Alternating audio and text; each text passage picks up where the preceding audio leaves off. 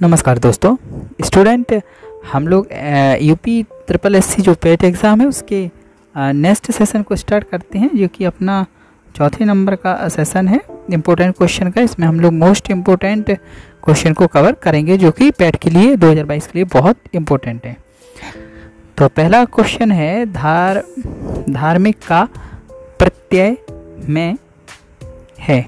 धार्मिक में प्रत्यय, धार्मिक में क्या पूछ रहे हैं? प्रत्यय पहले क्वेश्चन में। तो इसका आंसर है मिक। मिक शब्द क्या है? इसमें प्रत्यय है। इसके बाद अगला क्वेश्चन है दोस्तों, इसको करना है आप लोगों को, आकर्षण का विलोम क्या है? ये सरल सा क्वेश्चन है, कमेंट में कीजिएगा। अगला प्रश्न है, निम्नलिखित में से कौन सा हवा का एक पर्यायवाची नहीं है? तो हवा का पर्यायवाची नहीं है तो वो कौन सा है? सलिल। बाकी सभी ये हवा के पर्यायवाची हैं। अगला प्रश्न है, निम्नलिखित में कौन सा शब्द शुद्ध है? तो सबसे शुद्ध शब्द जो है इसमें वो है ज्योत्सना। ये सबसे शुद्ध शब्द है। अगला प्रश्न है, निम्नलिखित में कौन सा वाक्य शुद्ध है? मैं घर जाना है, मैंने घर जाना है, मुझे घर जाना है, मैंने घर जाने है। तो कौन सा है? तो इसमें सबसे शुद्ध वाक्य है मुझे घर जाना है। अगले प्रश्न पे आते हैं। अगला प्रश्न है, अपव्यय का अर्थ होता है। अपव्यय का अर्थ होता है, तो अपव्यय का जो अर्थ होता है वो होता है फिजूल खर्च से। फिजूल खर्च से। ओके, अगले प्रश्न पे आते हैं। अगला प्रश्न है, निम्न में से कौन सा विदेशी शब्द है? इन चार शब्दों में से देखना है कि कौन सा विदेशी शब्द है। मयूर हिंदी शब्द नहीं, मध्य नहीं, मील शब्द एक ऐसा शब्द है जो कि कैसा शब्द है? विदेशी शब्द है। अगले प्रश्न पे आते हैं। अगला प्रश्न है, कथा का बहुवचन है। कथा का बहुवचन पूछा है, तो कथा का बहुवचन होता है कथाएं। अगले प्रश्न पे आते हैं। अगला प्रश्न है, रास्ता देखना मुहावरे का अर्थ पूछा गया है। तो समय नष्ट करना ये हो नहीं सकता, पता लगाना ये भी नहीं हो सकता, निराश होना ये भी नहीं हो सकता। रास्ता देखना यानी कि प्रतीक्षा करना ये हो सकता है, इसका प्रतीक्षा करना। अगले प्रश्न पे आते हैं। अगला प्रश्न है, निम्न में दंत वर्ण कौन सा है? दंत वर्ण पूछा है, ठीक है ना।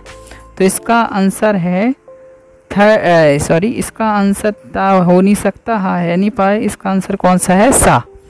सा शब्द जो है वो दंत वर्ण है, ठीक है।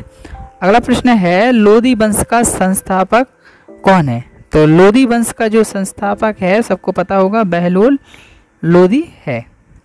अगला प्रश्न है, हल्दी घाटी की लड़ाई किनके बीच लड़ी गई थी? तो हल्दी घाटी की जो लड़ाई है वो किसके बीच में लड़ी गई थी? अकबर और राणा संग्राम के बीच में, संग्राम सिंह के बीच में लड़ी गई थी। इसके बाद है कि निम्नलिखित में से भारतीय पुनर्जागरण का जनक माना जाता है। तो भारतीय पुनर्जागरण का जनक राजा राम मोहन राय को माना जाता है। मोतीलाल नेहरू और चित्तरंजन दास किस पार्टी के संस्थापक थे? तो ये थे स्वराज पार्टी के संस्थापक थे। किस पार्टी के थे? स्वराज पार्टी के संस्थापक थे। नमक सत्याग्रह किस सन में प्रारंभ हुआ था? तो ये इसका आंसर है 1930।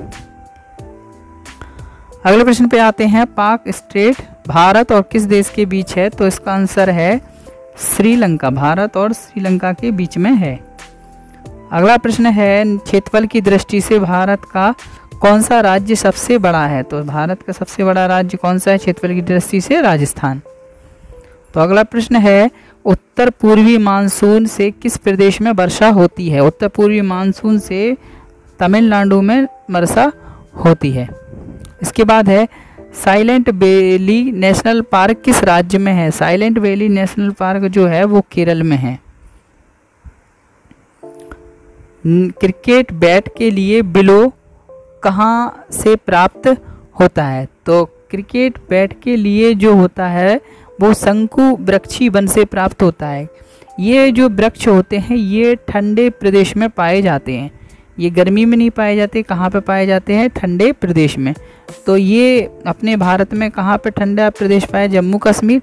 तो ये जम्मू कश्मीर से ये बिलो प्राप्त होते हैं, ठीक है। अगला प्रश्न है, फसल कर्ज के लिए बैंक को अदा किया गया ब्याज है, तो कहलाता है उपादान अदायगी।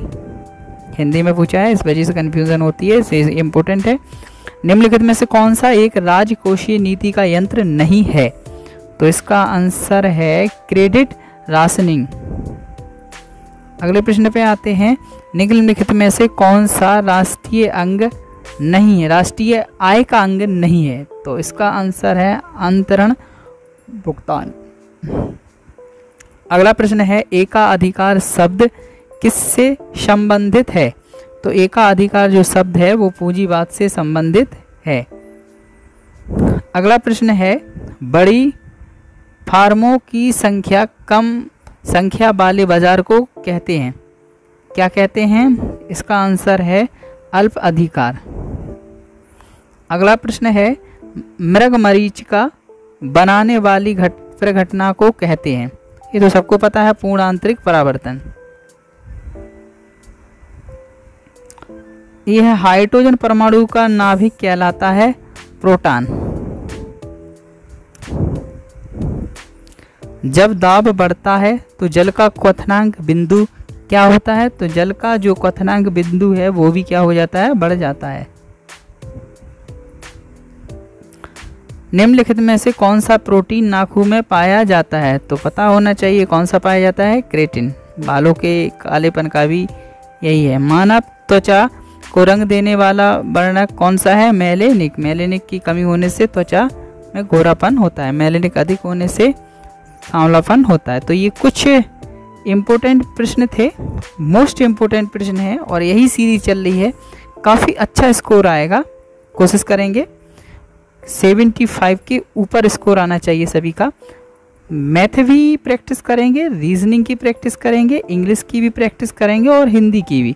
इसी तरीके के मॉक टेस्ट लगाएंगे हम लोग। ठीक है, देखने के लिए थैंक यू।